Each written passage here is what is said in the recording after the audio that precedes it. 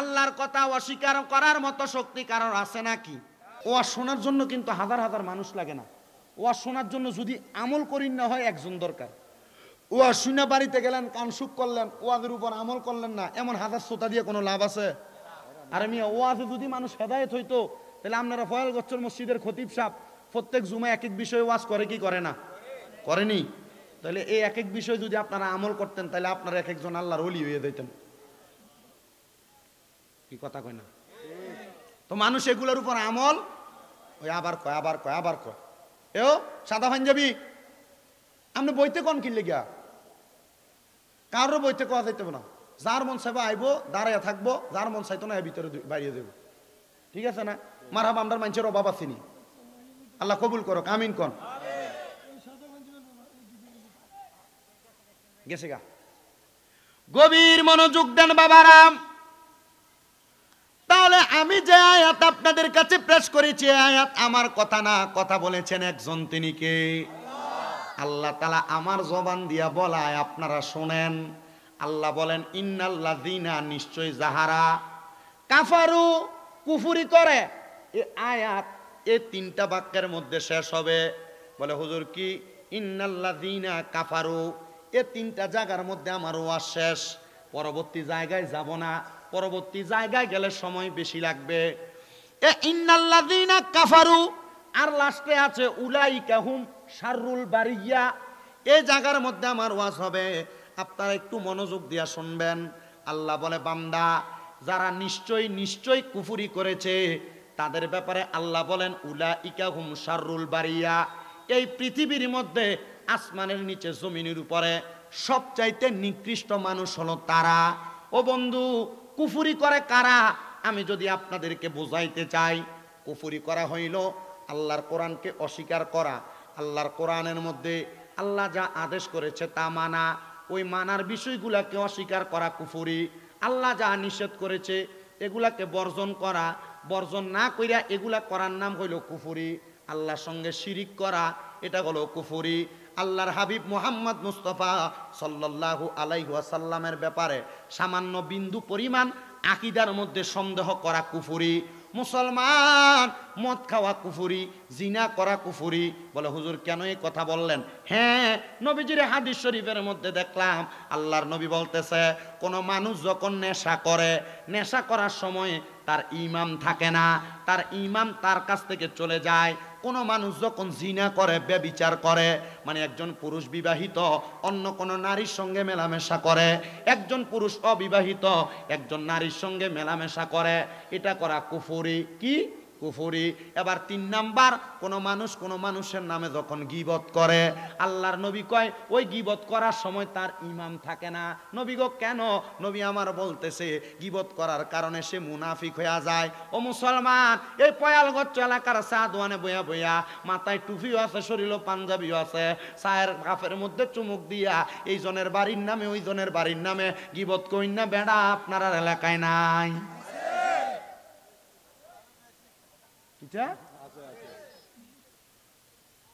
ওয়াজ কামে লাগবে মনে হয়নি। আজান দিলে সবার আগে মসজিদে যায়, আবার মসজিদের বাইরে এসে সুদের টাকা খায়। নাই নাই নাই। নামাজ হইল না রে তোর, নামাজের লইলি না খবর, ধরলি নামাজ পড়লি নামাজ সারা জীবন বড়, নামাজ হইল না রে তোর, নামাজের লইলি না খবর। আবার এমন বালা মানুষ সুদখোর হারামখোর আপনার এলাকাত নাই? আছেও কোন? আবার এই সুদখোরটিরে ধরে নিয়ে মসজিদের সভাপতি বানায়, সেক্রেটারি বানায়, এলাকার সর্দার বানায়। আমি কথা কেন টিয়ার কারণে আমি জিজ্ঞেস করছি কয়েক এলাকায় সুদখোররা সভাপতি দেওয়ার কারণে।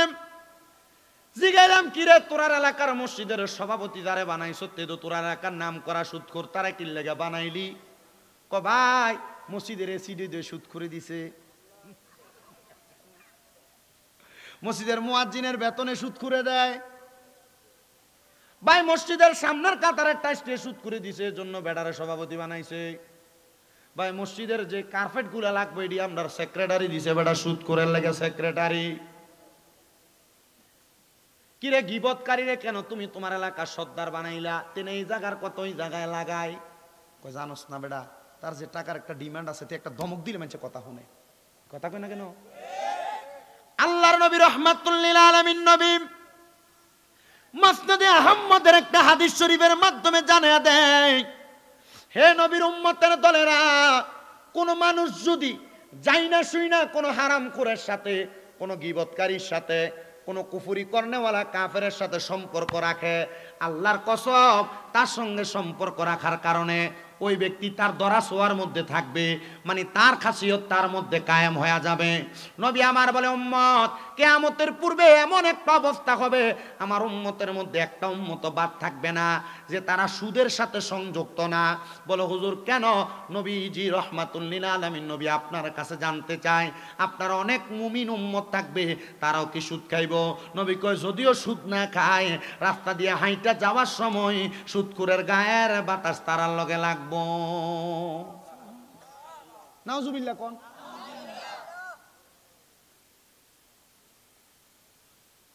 হ্যাঁ বাঁচতে পারবে? হয় সুদ খায়, নয় সুদ দেয়, নয় শিক্ষিত মানুষ সুদের স্ট্যাম্প লিখা দেয়, খাইয়া দে গুনাহ পাইছে, লইয়া দে গুনাহ লইছে, স্ট্যাম্পটা লিখা দেওয়ার কারণে সেম গুনাহ।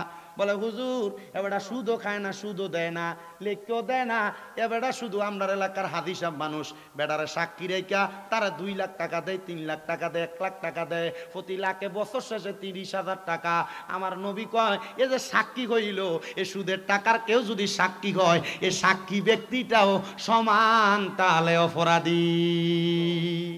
সাবধান, কেউ ব্যাংকেতে লোন তুললে তারা সাক্ষী হয়ে দেয় না। কিটা দিত না? লোন তুলতাম কি রে? ফান বেচ্চা খাম, মানুষের বাড়ির বাথরুম সাফ করে ভাত খাম। কি কথা কন না কেন? তো যেই কথার মধ্যে বলতেছিলাম বাবা, 3 প্রকারের ব্যক্তির ইমাম থাকে না। কয় প্রকার? এরা কাফের হয়ে যায়। নবী গো কারা? নবী আমার বলে, কেউ যদি জিনা করে, জিনা করার সময় তার ঈমান থাকে না। কেউ যদি গীবত করে, গীবত করার সময় তার ঈমান থাকে না। ও নবী আর কারা? আপনার কাছে জানতে চাই। নবী আমার বলতেছে, কেউ যদি নেশা করে, ওই নেশাখোর নেশা করার সময় তার ঈমান থাকে না। আল্লাহর নবী বলে, এরা দুনিয়াতে সবচাইতে নিকৃষ্ট, এরা সবচাইতে পাপী। এবার আপনারা বলেন, পয়ালগচ্চ এলাকায় নেশাখোর নাই, বাবাখোর নাই, গাঞ্জাখোর নাই?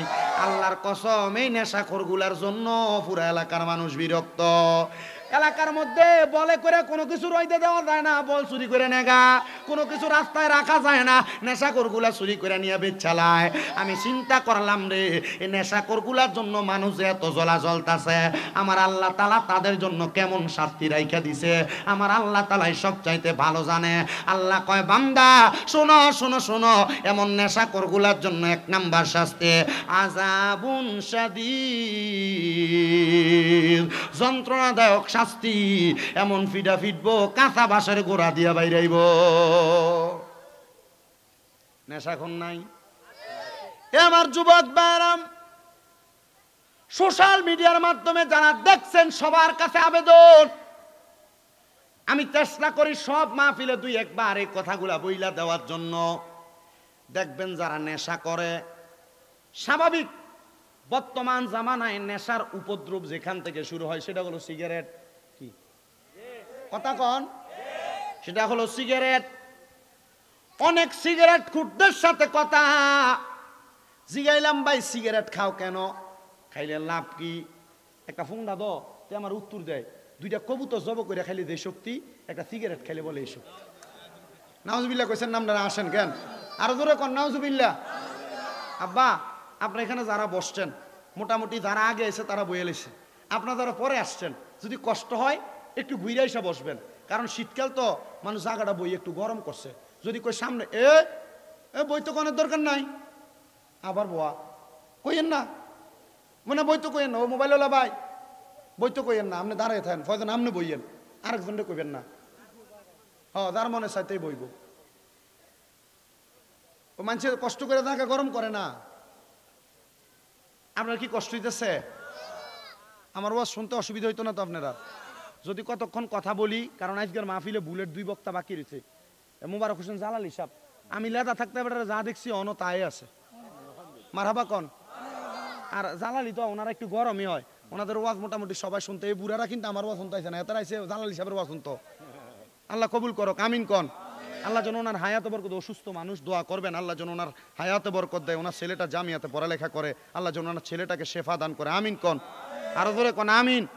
এরপরে এখানে তো আজকের মাহফিলে যিনি প্রধান অতিথি, আপনাদের এলাকার গৌরব, যিনি অলিতলা লতিফিয়া দরবার শরীফের পীর সাহেব হুজুর কেবলা মুফতি কাজী গোলাম মহিউদ্দিন লতিফি বারাকাল্লাহু ফি হায়াতি, ওনারা কিন্তু দেশ বিদেশে প্রেম বিলাইতেছে, ওনাদের মাধ্যমে ইসলামের মূল কাজ হইতেছে, ওনাদের মাধ্যমে হক্কানি রব্বানি ওলি এবং পীর চিনা যাইতেছে। আল্লাহ তাআলা হুজুরের হায়াতে বরকত দাও। এত আস্তে আমিন কইছেন কিপটামি কইরা, আর জোরে কন আমিন। তো সিগারেট খোরের উত্তর কি? মানে একটা সিগারেট খাইলে 2 কবুতরের শক্তি। আমি কইলাম তুই এই সিগারেট খানা শিখছ কার কাছে? হ্যাঁ কয় এক দোস্ত একদিন কইছিল, দোস্ত তুই তো খাস না, আজকে একটু একটা টান দিয়ে দেখ কেমন লাগে। এই সিগারেট খানা শুরুটা কিন্তু এখান থেকে হয়। কথা কন না কেন? আমি এক ডক্টরের বক্তব্য শুনে আমি অবাক হয়ে গেলাম। কিরে উনি কথা বলতেছে, বলে হ্যাঁ, যখন একটা ছেলে সিগারেট খানা শিখে তখন তার যেই কোনো বন্ধু সে সিগারেট না খাইলেও বলে আজকে একটু খা, কিছু হইতো না, একটা টান দিলে কি হইব। কথা বলেন না কেন? এখান থেকে আপনার জীবন ধ্বংসের পথে যায়।